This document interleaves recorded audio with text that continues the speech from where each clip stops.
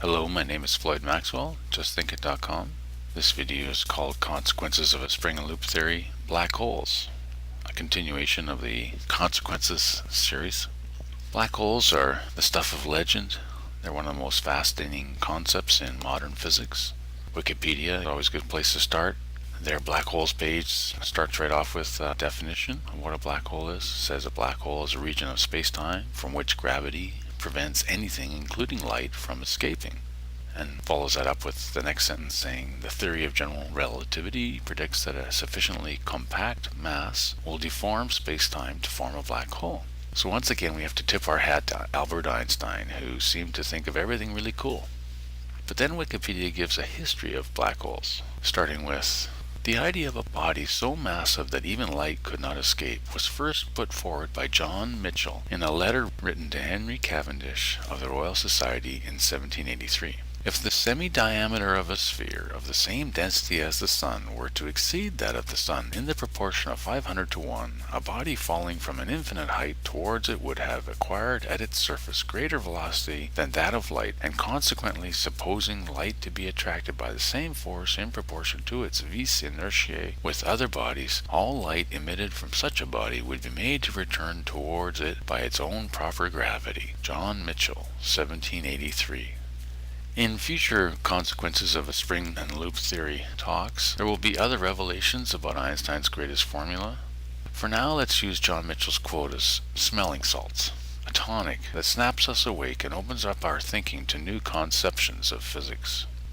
One shocker is that Einstein's equations of general relativity break down at a black hole's Schwarzschild radius, with, quote, some of the terms in the Einstein equations becoming infinite, quote, as Wikipedia puts it. Modern physics is like this. A theory is developed, and physicists talk about and build off of it relentlessly, warts and all.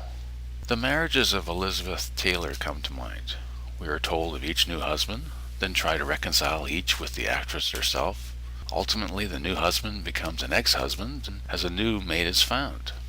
But the ex-husbands never go away, and sometimes come back again to serve as Elizabeth's one and only true love. So, despite the failings of general relativity, Einstein continues to receive top billing from most physicists. The also-rans. In a less Einstein-biased world, we would know of those who followed up Einstein's release of general relativity over the past 100 years. Karl Schwarzschild, Johannes Drost, Arthur Eddington, Georges Lemaitre, Subrahmanyan Chandrasekhar, Lev Landau, Robert Oppenheimer, David Finkelstein, and several dozen others are cited on Wikipedia's black hole page. But what of it? Has there been any real progress since Michell? A black hole is black. Quoting again, all light emitted from such a body would be made to return towards it by its own proper gravity. So a black hole is black, but why? The standard answer is that light must traverse space-time. Space-time can be bent by gravity, and when you have enough gravity, then light itself can't escape, because space-time curves the light back on itself. This is workable until someone asks, yes, but why? In the last paper, Spring and Loop Theory talked specifically about how our understanding of the speed of light can be enhanced by considering the consequences of Spring and Loop Theory. In that paper, Spring and Loop Theory even made the prediction that the speed of light is slowing down with time. In this paper, we bring the speed of light to a complete halt. Spring and Loop Theory's take on light. Spring and Loop Theory says that everything in the universe, space, matter, dust, etc., is composed of springs, ultra-intense bundles of energy. To differentiate this from the conventional concept of space, that doesn't really exist, it turns out, Spring and Loop Theory coins the term universal matrix. Spring-to-spring bumping causes light. If you have a table full of superballs and you hit one of them, it will hit its neighbor, and so on, with the result being a propagation of your initial hit through the system. In solid objects, this propagation happens at the speed of sound. In the universal matrix of springs, this propagation happens at the speed of light. Who turned out the springs? Matter, stuff as we know it, is made of loops of energy. Think of it as a solid or liquid as opposed to the gas of the spring matrix itself. Springs, filling every space in the universe, interact and become entangled with matter. The more matter, the more entanglement. Just as a clock stops turning when the clock spring runs out of energy, at a sufficient density of matter, springs stop being springs.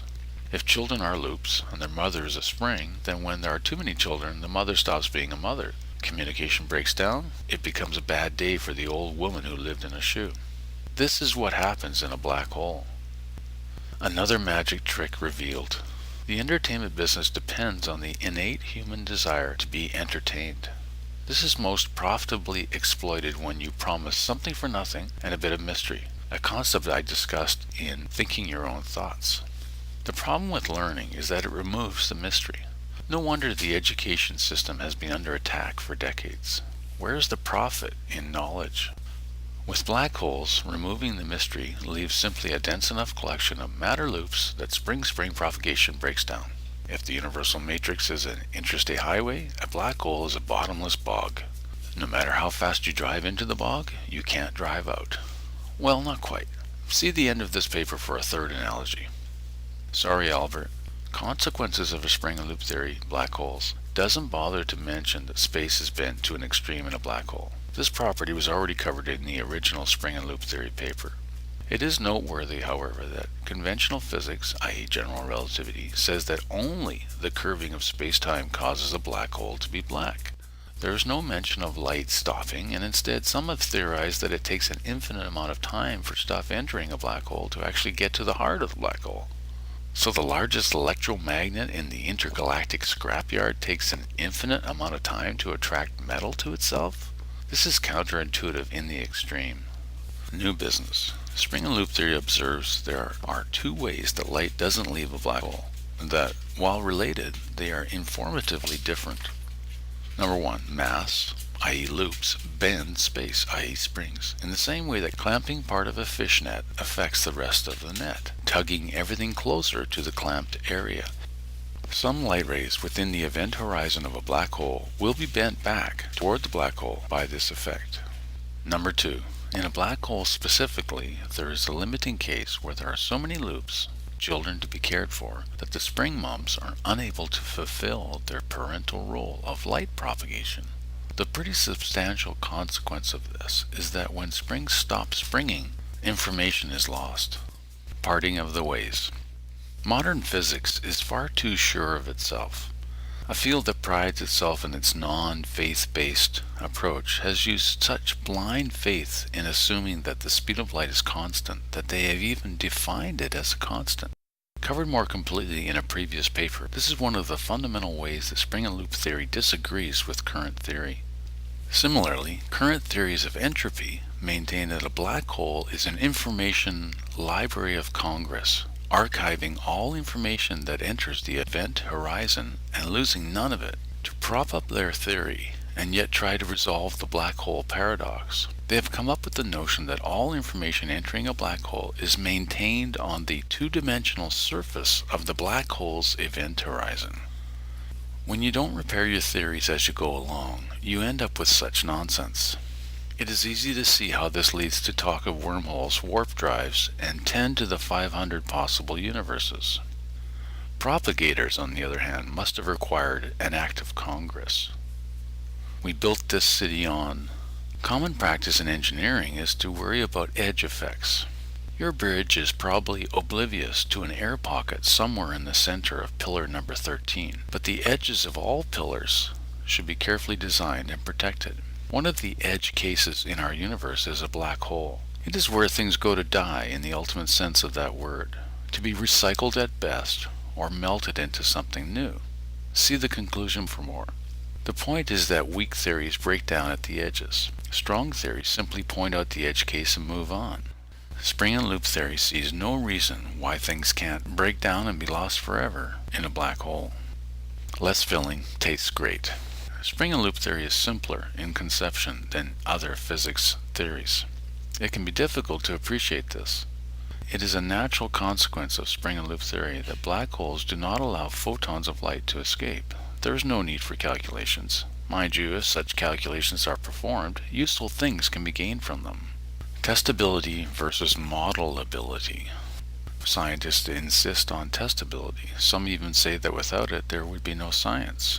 Spring and loop theory can think of no reason to insist on testability, but it has testable components. When it comes to black holes, however, it is something of an understatement that they challenge testability. Black holes are not visible in ordinary light, are ultra-dim in infrared light, and usually only reveal their presence by their effect on other things. Black holes are too far away to visit, and yet, should we be able to visit them, we could not return our test results to Earth. Spring and loop theory can still gain from what little is known about black holes. The minimum mass to create a black hole, and hence the minimum black hole radius, tells spring and loop theory something about the minimum density of loops needed to stop the universal matrix of springs from propagating. The spring density is already known. It was defined by the great Max Planck, without him fully realizing what he had stumbled upon when he connected the wavelength and frequency by the speed of light. A black hole's minimum loop density, combined with the relatively unchanging spring density, give or take a little bit of, quote, dark energy, quote, expansion, leads to a relative density calculation. This shifts us toward the chemistry end of the science spectrum. 400 years equals a pretty robust theory. Chemistry is a simple model. Atoms need only be made up of three things. Interactions are determined by the attraction and repulsion of plus and minus charges. Atoms share electrons with other atoms. And that is about it. Yet chemistry is alive and well. One rarely hears of major controversies in the chemistry community. There are no major theoretical rivals. Chemistry doesn't yield infinite probabilities or require more than 3 space plus 1 time dimensions. Chemistry just works. Be like Mike. Spring and loop theory says we need to do something similar with physics. We need a set of simple properties of springs, loops, and the interaction of the two. Such a system could be applied everywhere. Simple yet robust theories benefit from mystery. Black holes, rather than being mysterious, offer up to spring and loop theory information about how things work at the most fundamental level. Small, i.e. low complexity, is indeed beautiful. Parting shots. By the way, conventional physics likes to refer to black holes as infinitely small, and physicists often refer to black holes as a singularity. Quite simply, this defies logic. The most massive thing in the galaxy is the smallest? It is safe to say that black holes are thought of this way because current theories force this to be the case. But then everyone admits that general relativity breaks down a black hole. It kind of makes you wonder why it is used at all. Spring and loop theory sees no reason for a black hole to be infinitely small. Period. Where to from here? Spring and loop theory simplifies black holes to such an extent that it is hard to know what else about them should be studied. One subject worthy of future consideration is whether a black hole is ultimately the most stable object in the universe or the most explosive. Filmmakers, put your blinding explosion here.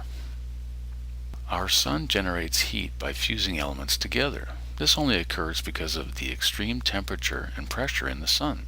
Though the sun is composed mainly of hydrogen, which is the least dense element, the average density of the sun is 10 times that of lead, one of the most dense elements. A sufficiently dense black hole could conceivably ignite an even bigger furnace, something on the scale of a Big Bang perhaps. So far, our measurements of existing black hole sizes tells us it must be bigger than this because this hasn't blown up. But this is evolutionary, not revolutionary work. New ideas will need to be conceived and tested to determine the ultimate fate of black holes. Such ideas will have to have the firmest of foundations. Spring and loop theory thinks it knows a good source of concrete. Next time on COASALT. In the next paper, spring and loop theory takes on the Everest of physics mountains, E equals mc squared, the mother goddess of all scientific formulas. Finally, so what analogy works for a black hole? Black holes are more like our world today. Everything appears normal until we try to become spiritual. We can eat, live, and breathe with little effort. Growing up from childhood to adult is routine, times 7 billion. As we rack up 4.0s and accolades, enjoy barbecues and ballroom dancing, we get a sense of the world being our oyster, that life doesn't get any better than this. Yet, when we think we are practicing free will, we usually are not. This harsh reality is made most visible when we try to break a bad habit. It can be done, but the effort involved approaches that required to leave a black hole in our rearview mirror. Our higher self is literally our spring energy. Our lower nature is fueled by possessiveness and possessions, things, matter, loops. Too many possessions, too many loops, and our light stops propagating. Breathe.